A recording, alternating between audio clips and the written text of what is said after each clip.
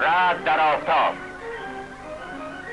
با شرکت سوزان هایورد و جف چندلر،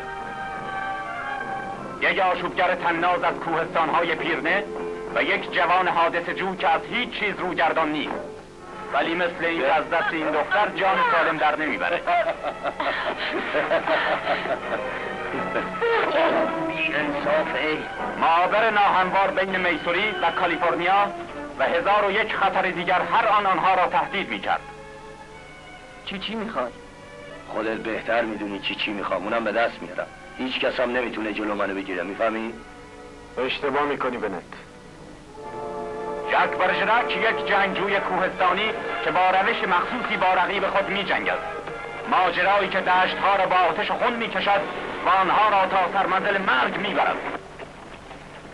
همون جوری که پدران ما با دشمناشون جنگیدن، ما هم با اینا میجنگیم. خودمونم اهل کوهستانی. بوسا چیز دیگه نه پسر. ولی هنوز با باسکا طرف نشده. فریاد جنگجویان قبیله باسک این کوهستان عظیم را به لرزه در میآورد. صحنه‌هایی که هرگز از نظر شما محو نخواهد شد. وحشتناکترین صحنه‌ها از حملات وحشیانه سرخپوستان.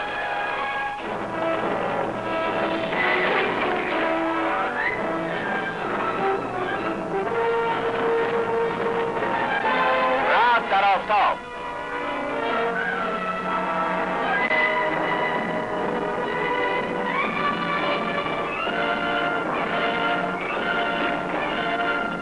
رعد در آفتاب دوبله شده در استودیو مولن روز.